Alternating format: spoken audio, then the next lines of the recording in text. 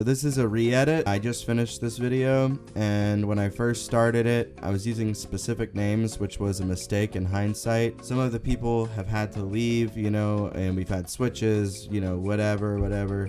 Things change. The main thing that you guys need to know is that whenever I say circle or use Hulk's name, I'm now referencing to our current main tank, Pappas. Pappas, you are circle or Hulk in this video. Sunder, you are being referred to as Reds or Diamond. Forest, you're still Triangle. Yeah, as far as everything else, the only names that need to be changed are the names that I say during Skeram for our strat for Skeram, but it's not too big of a deal.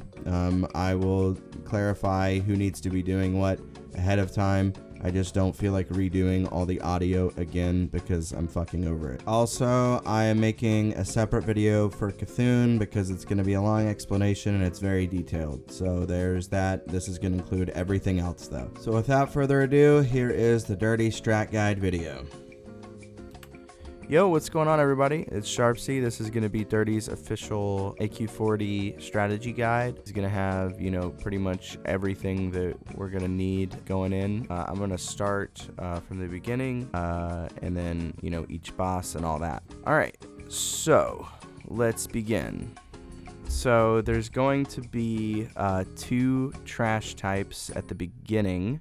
We're going to be pulling the Obsidian Eradicator first. Before the Anubisath Sentinels. So basically, the Eradicator is pretty straightforward. We have to nuke him before he gets full mana, or he does a massive nature damage AoE. I think it does 6.5, approximately around there, of nature damage. Yeah, so basically we just gotta nuke him, before he gets full mana. Nothing really else needs to be said about them. Now for the Anubisath Sentinels, so there's going to be 4 of them, and whichever one dies, the other 3 gets that one's ability. And there's around 7 or 8 abilities that have an RNG chance to get. So I'm going to go over each one. It's going to be from the least strongest to strongest. So it's basically going to be which ones we're going to kill first to last. So the first one's going to be Magic Reflection, and that's pretty obvious. Reflect certain schools of magic, so I think it's 2, so it's gonna either be Arcane Fire, Shadow of Frost, that kind of thing. But then there's Mending, which is just like a renew, and then there's a Knockaway. Then next is Thorns, which is a bit annoying. Then there's Thunderclap. Then this is where they start to get tough. Mortal Strike, and then Mana Burn is the second worst one, and then the Shadow Storm is just a Shadow Bolt Volley. So if they all 4 are doing Shadow Bolt Volleys, that's going to be a pain in the ass. But yeah, so what we can do for that is to either use Detect Magic, or I believe there is an add-on that we can use to see what their abilities are. But yeah, we'll just go with Detect Magic for now because I don't know the add-on off the top of my head. So yeah, that's the first trash. All right, so Prophet Skeram. So I'm going to go over the abilities first, and then I will go over our strategy and what we're going to be doing. To start, one of his main abilities is True Fulfillment. Basically, this player gets mind controlled and they, grow exponentially in size, and then they do increased damage, they move faster, and all their spells will be instant, and it is not dispellable. So essentially, this target needs to be CC'd immediately. Definitely do not kill, do not cleave. Be sure, warriors, be careful of your whirlwind. Rogues, be careful of your blade flurry.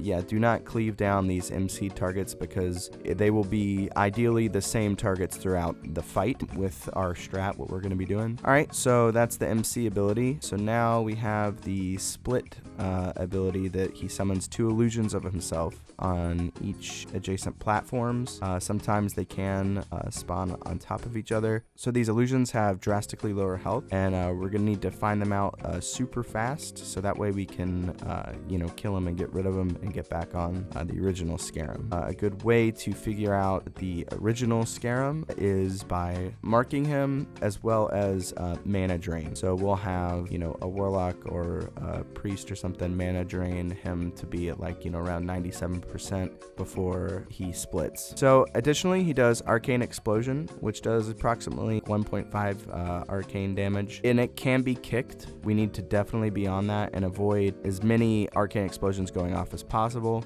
That means Warlock Warlocks are going to be needing to put Curse of Tongues on both the illusions as well as Skeram. Okay, so there's also a blink ability. He will blink to one of 3 locations, so either the middle or the 2 places where illusions spawn, and he can do this during a split phase. So if we phase him at 75%, a blink can go off. That means we just have to pull him back into the center or wherever he blinks to. Illusions can even blink as well. Tanks just need to get them back in position. They also reset threat when they blink. DPS really need to stop damage. Make sure that the tank has established aggro before DPS go in. So his last ability is Earthshock, and he hits a target for approximately like 2.5k damage every second. So that's where the Greater Nature Resistance pot comes into play. It's really helpful with that. He only does this if there's not a target in melee range. So tanks really need to be on their game with getting them fast and picking them up. That brings me to our strategy,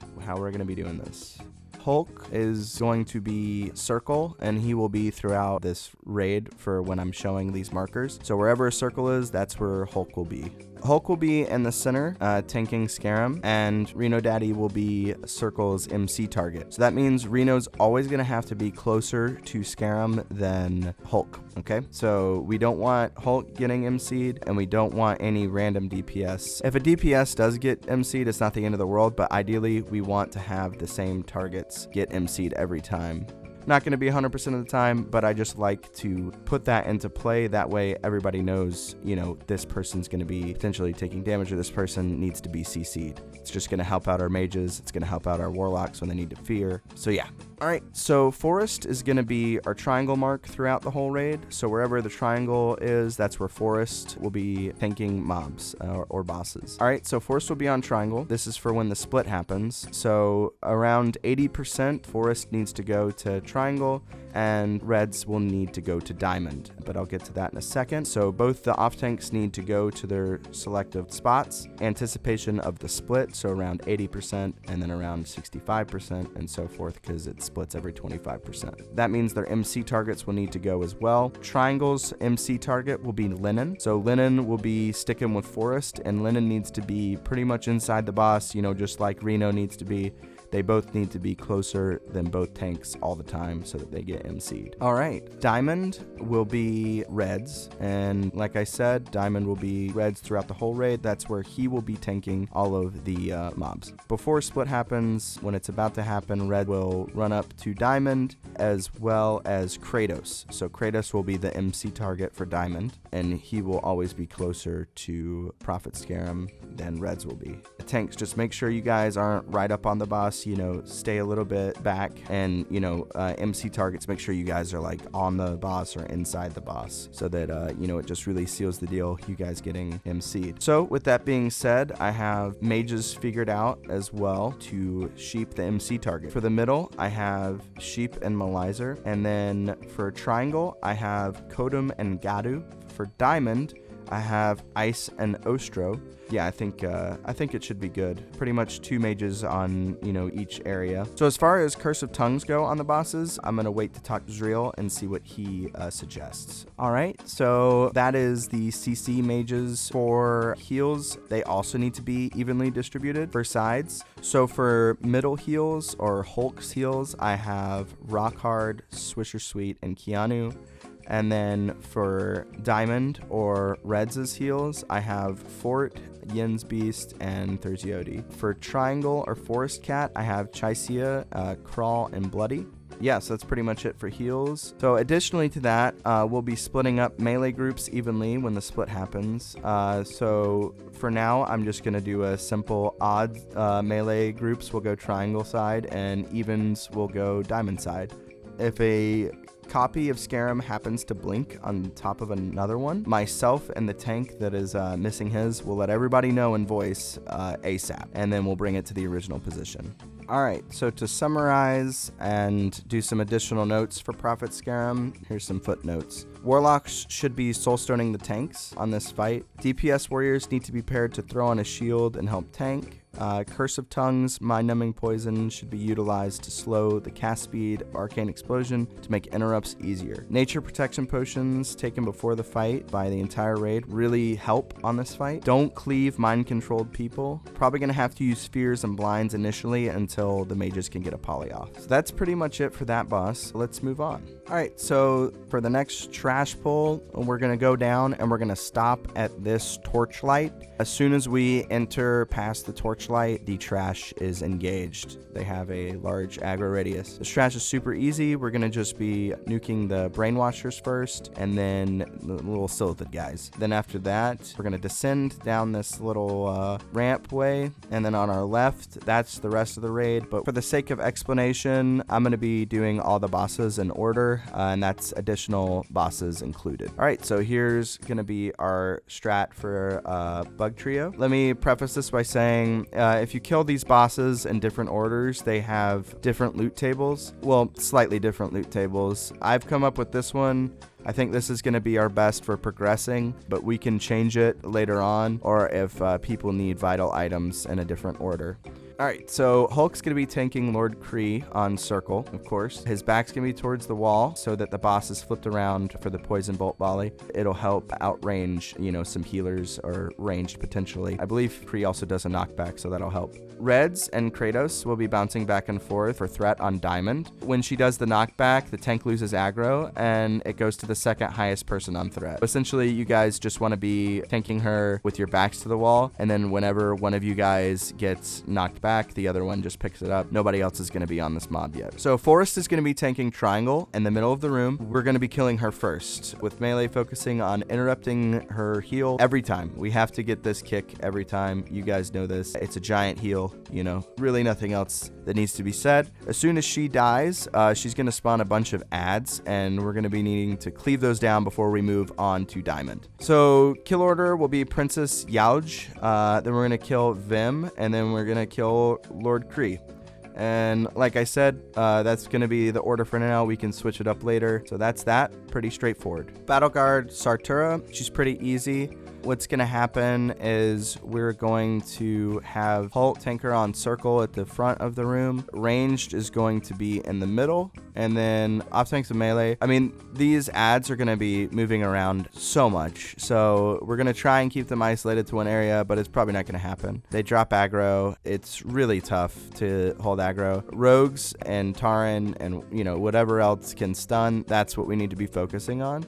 So we're going to be focusing them one by one. I'll be target calling them. Pretty straightforward. They cleave and do charge abilities and knock people back and stuff. So we're just going to be killing the guards one by one. Tanks, you can do your best to try and hold aggro, but if you can't, no big deal. Just nuke those adds down. Then Melee's going to try and collapse to the front after those adds are dead. So then we're going to be focusing her. At 20%, she's going to have a soften rage. Her attack speed isn't going to increase as well as her physical damage output. So that means her cleaves are going to be hitting really hard. So rogues, we have to lock her down here. Have to use kidney shots on rotation. This is a good spot for warriors to use wreck, for rogues to use evasion. Rogues really need to be focusing on locking her down rather than doing DPS here. We'll leave that for our warriors and ranged. So that's pretty much it for her. After that, it's going to be Bug Tunnel. So we're going to be sticking to the left side. That way we can get to this safe spot that's kind of up on a hill before Fankris. Basically, this is kind of like Suppression Room. We got to all stay on top of each other. The teal guys need to be killed first, the soldiers. They apply a slow as well on the tanks, and that's ideally who will have them. Tanks need to be focused on picking those up ASAP. Also, simultaneously try and stay in front. There will be no totems at all being placed here.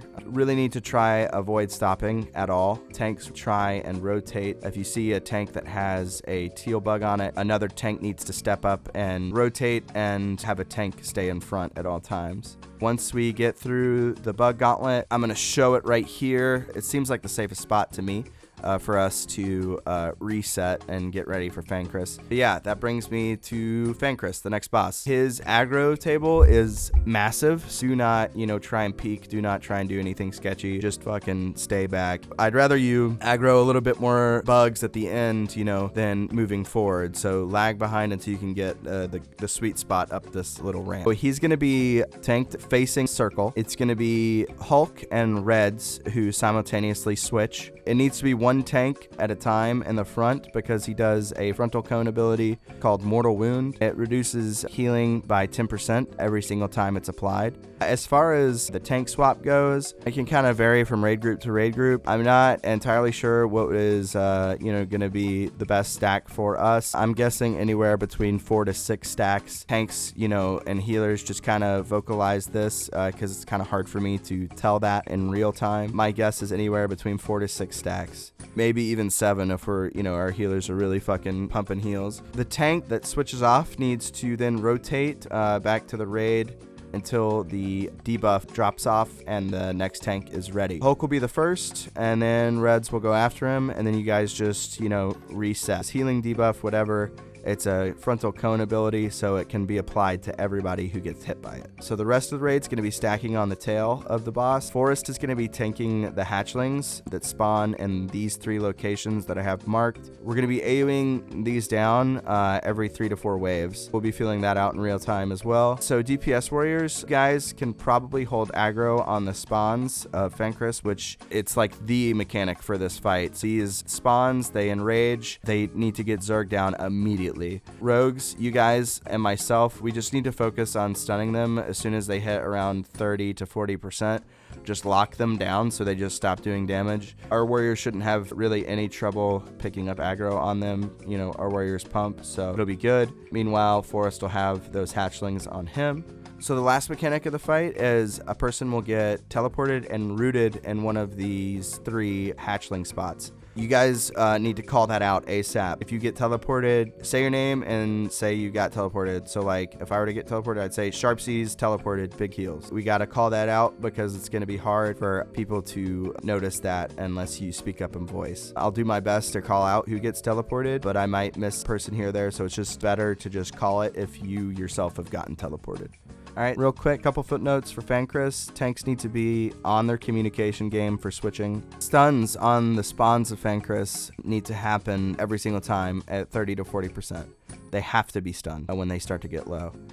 2 more things. Fenris, as you guys know, has a massive aggro range, so stay in that upper left-hand corner. And lastly, tanks should be soulstone on this one as well because there's really no way to recover after the wipe. That's pretty much it. Moving on. So here's another additional boss. This is the Frost one that everybody's been preparing for. This is also a nature resist fight. Nature resist pots are huge here. Your frost weapons. Vasidius, I'm going to go over his abilities first because he's got a bunch of poison shit that needs to be covered. He needs to be tanked away from the range. He has like a 10 to 15 yard AoE ability. Deals around 1200 nature damage and occurs like every 10 to 12 seconds. He also does a poison bolt volley to everybody in the room. It can be cleansed by shaman totems.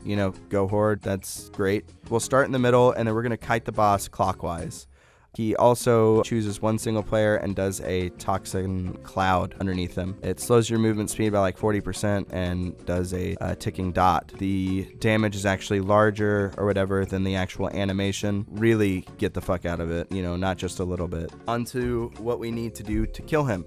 Everybody needs to have fast frost weapons or frost wands, just the fastest thing that you can do for frost, right? I'll explain why that is. So when he's hit by 200 frost damage abilities, he will freeze solid. So there's different emotes that he does or that is said during the different stages of him freezing solid. The first one is Vasidius begins to slow. That means that he's at 100 attacks, 100 frost attacks, right? So then Vasidius is freezing up. That's 150. So at that point, this is when we really need to focus the frost attacks because we have to get the next 50 within 15 seconds to get the full 200. If we don't get an additional 50 within 15 seconds, we go back down to the 100 emote, which is Vasidius begins to slow. And then we have to do the next 50 all over again. As soon as we see Vasidius is freezing up, everybody focus up, get those frost attacks in there ASAP.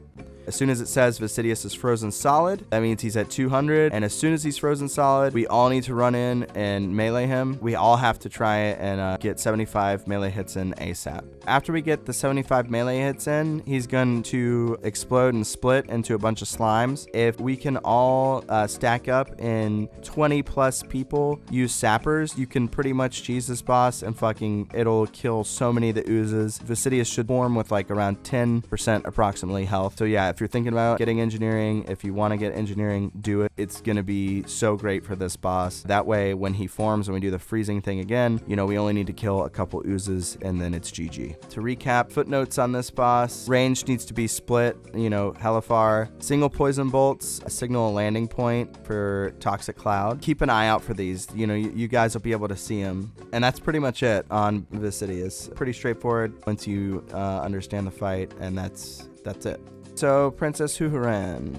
Hulk will be tanking Huhuran on circle facing away from the raid. Ranged will be split out evenly between Moonstar and Square. And we're going to need to save all of our cooldowns for when Huhuran hits 30% and she hits a Soften Rage. At that point, we're going to want to nuke her ASAP because her poison bolt volleys start happening quicker and her damage is increased by a ton. Pretty much at this point, healers are going to be wanting to keep the tank above 50% health, so just start overhealing at 30% if you can afford the mana. Pretty much healing intensive. I know I just mentioned that she does poison volleys in passing, but that's pretty much, you know, all she does. The only mechanics for Huhuran is 15 people need to be the nature resist soakers for the poison bolt volley. These people need to be kept up as well as the tank. So it's going to be rogues, our warriors, and maybe a hunter. These guys are going to need to be kept up because as soon as one of them dies, the poison bolt volleys are going to start going on people who don't have the NR gear, right? Hunters are going to be needing to use Trank Shot on her when she goes into a frenzy. These Trank Shots are especially going to be needed when she hits 30%, which is her Soften Rage. Her attack speed's going to increase. The poison bolt volleys are going to increase in their intervals. This is when we're going to need to really pop all of our DPS cooldowns. Warriors are going to want to wreck here at 30%. Rogues are going to want to Adrenaline Rush, Blade Flurry, you know, all this shit. We're actually going to want to preemptively do this at like 32%. So be already popping your shit. At 30%, healers also need to be keeping Hulk above 50% HP because he's going to be taking a shit ton of damage. So we just want to be overhealing him if we can spare the mana, while at the same time be keeping up our nature resist soakers. That's pretty much it for her. Kind of a DPS race. Healers don't tunnel vision too hard on the tank or the nature resistant soakers. We will come out with a healing assignment for that boss shortly. So here's a quick recap and some additional footnotes on Huhuran. She's immune to taunt. Everybody be watching your threat. Do not pull threat or we will wipe. Also, tanks, it's good to have a shield wall for this fight. It really helps with her enrage. Additionally, we're going to try and divvy out our hunters for their nature resistance aura. Hunters definitely be using that. It's necessary. As well as shamans using their nature resist totem in place of Wind Fury. Kind of sucks to lose Wind Fury, but you know, the NR is gonna give us a lot more DPS output in the long run by keeping people alive. Hulk, after shield wall falls off during berserk phase, you know, let the healers know that you're gonna be taking more damage than you already are so that they can anticipate it. Pets can actually be used to eat the Werven Sting in phase 1. However, Poison Bolt will not target them in phase 2. This fight, every single person needs to be taking a greater nature protection potion. And that's pretty much it.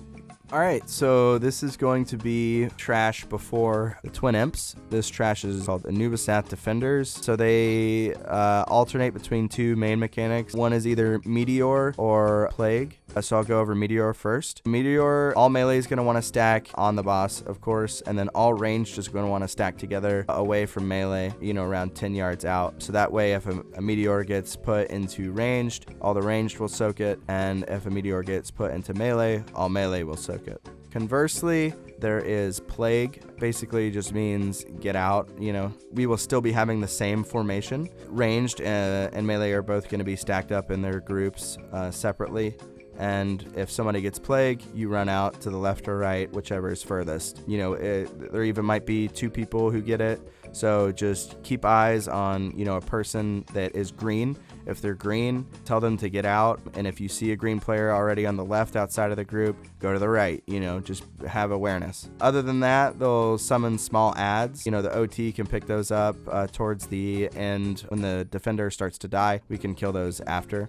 Melee need to get the fuck out of dodge. All melee needs to run out because they explode. Just like the bats, they explode. So all melee needs to run out as soon as it dies.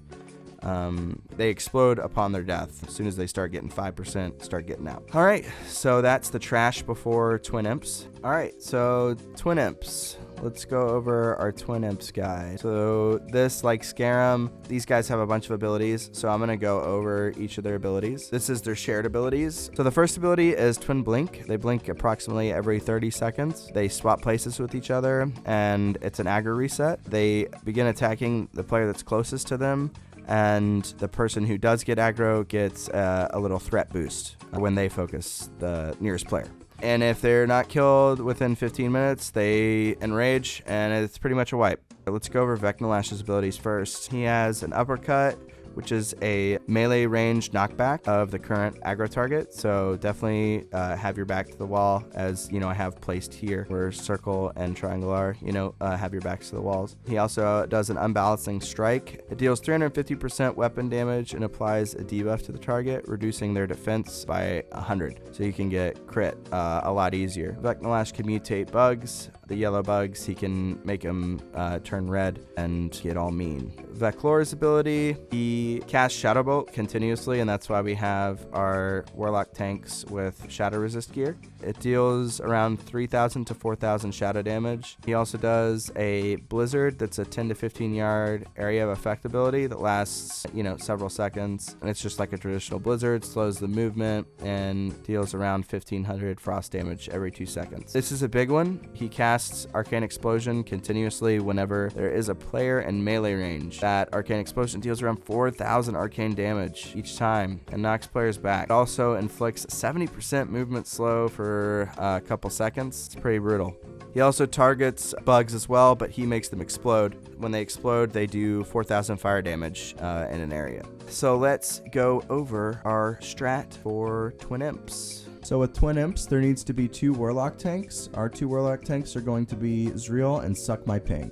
Zriel will be tanking Veclor first at the entrance on the left side of the room, and that's where Forest will be. Hulk will be on the right side of the room with Suck, and Suck will tank Veclor second. Forest will tank Vecnalash second. Reds will be tanking the bugs in the middle. So with the bugs, there's going to be a bug kill group, and that's going to be pretty much mages and then the warlocks who aren't tanking. You guys are going to be the bug killers. Meanwhile, rogues, warriors, and hunters will be the pain train, who focuses Vecnalash the whole time. I'll be calling when to run out and switch early in anticipation for the blink. That way we don't get hit by that arcane explosion. Pain train needs to move closely together, kind of like in the bug gauntlet. Like I said, that blink happens approximately every 30 seconds. Just to reiterate, there is a threat wipe, no DPS until the tanks have established threat. And by tanks, I mean Warlock tanks as well as traditional tanks. So what I've been reading is that it's common for DPS to just wait entirely for the first initial blink due to them, getting in position and stuff. It's like already like 15 seconds or so. So usually the pain train just waits to go in until the second blink, which would be on Forest on the left side of the room, and Suck will have Veclor or whatever on the right. Here's a little graph. Here's the bug killing team in the center. And then you can see the entrance and exit arrows. The entrance is going to be on that top, or if you're looking towards the outer of the triangle, the entrance is on the left side, and then the exit towards Cthulhu is on the right side. So yeah, on that left side, which is the entrance we'll be coming in from, we will have Zriel and Forest on that side, and then Suck and Hulk on that right side. Yeah, so Pain Train is going to be running kind of like in that diagonal position to avoid the bugs, as well as just to kind of create some distance from the arcane explosions. Yeah, and then healers are going to be divvied up, and I will do that closer to when AQ40 comes out.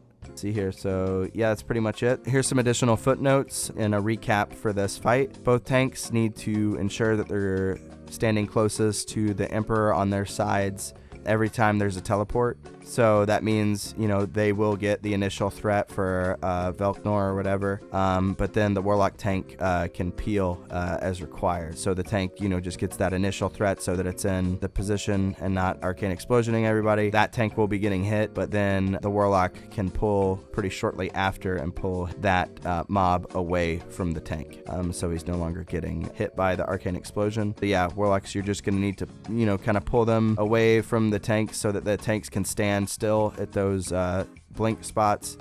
To go along with that, Warlock tanks, it's good to use Searing Pain and well-timed Curse of Dooms to hold aggro. If a main tank dies, their Emperor will begin running through the raid. Pretty much a wipe at that point. Melee should use greater fire protection potions if you guys are getting hit by the exploding bugs. Melee classes and hunters need to be cautious to not use any cleave or AoE abilities that might hit neutral bugs around the room. Basically, no whirlwind, no blade flurry, just no cleave abilities, guys. We don't want to have people taking unnecessary damage. To reiterate, it's definitely safer to preemptively run out before the blink than to wait till the last minute. We do not want people getting hit by that arcane explosion and getting slowed. That's just going to be nasty. So even if we go out, you know, a little too early, that's fine. If we miss, you know, an extra 5 to 8 seconds of damage because people aren't taking, you know, unnecessary damage. So yeah, tank killers need to remember to spread out. If you guys are hit by Blizzard, you won't all need to be moving at the same time. Because that'll definitely cause, you know, some stress and having to catch up on some heals. So yeah, definitely make sure you healers are spread out so you guys don't get hit by that blizzard. That's pretty much it for that one. All right, let's go over the trash after the twin imps. There is 3 different types. They come in packs of 5. Mind Slayers are the ones that need to be killed first. They're not tauntable, so watch threat. Second are the Slayers. They need to be tanked away and with the tanks back against a wall. They do an AoE silence ability. Hunters also need to be paying attention to the Slayers because they enrage frequently, so they need to be trank shotted. The Kuraji champion gets killed last. He needs to be tanked away from the raid as well. There needs to be 2 tanks on that one with their backs against a wall due to the knockback. There also needs to be trimmers up for these because the tanks will get feared, and hunters need to be trank shotting these when they get low. We'll be pulling the first couple groups back into the room and then probably the last 2 up the hallway. So after the packs of 5, there's going to be other trash of obsidian nullifiers and warders. The warders are going to be needed tanked away from the raid, while the rest of the raid is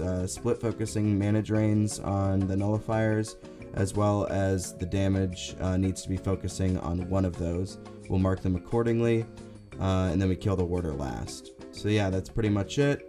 So over here to the left is Oro.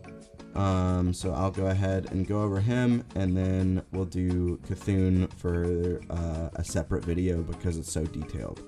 Alright, so with Oro, nature resistance pots are going to help out in many ways on this boss. Sandblast is pretty much the deadliest ability that he does. So Sandblast targets the ranged DPS with the highest amount of threat. That ranged player needs to move themselves away from the raid so that we all don't get sandblasted. So it's going to be tanked on circle, diamond, and triangle. The raid will be on square, and the Sandblast target will run to skull. On this fight, melee aren't going to be able to perform that well. This fight has a bunch of run out abilities, and it's really hard to get consistent connecting damage for a long time. The main ability that screws over melee is called Sweep. Melee have to run out before this ability goes off. Kind of like Rag, this boss will submerge if we don't kill him fast enough. Adds will spawn at the end of the submerge phase. Once they're spawned, they're up for 45 seconds before despawning. So I've seen multiple different things say ignore the ads, and then some people just say kill him. We have to see how well our healers can manage. You know, the boss is low, we can just nuke boss, but if, you know,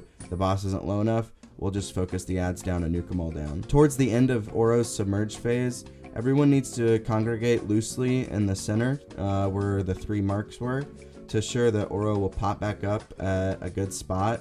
We don't want him popping back up, you know, out in the boonies and we all have to reposition ourselves, you know, for sandblast as well as sweep. Also be careful of when Oro comes back up. He does a pretty lengthy knockback. So if he knocks back the tank, you know, make sure you guys have your back against the wall or at a good spot so that you don't have to run too far to get back. So lastly, when he is submerged, he does like an earthquake ability, follows players around, and it does like hella nature damage. So just always stay moving, stay spread out loosely because you want to stay in range of heals. But yeah, this is where those nature resistance pots really come in handy. However, all of his abilities are nature damage, so they're pretty handy just throughout the whole entire fight if you mess up on a mechanic. That's pretty much it for Oro and the overview of the AQ40 strat video for us. So yeah, that's it, y'all. Coming at you guys with a Cthulhu video that's going to be separate. Alright. Holy shit, that sucked.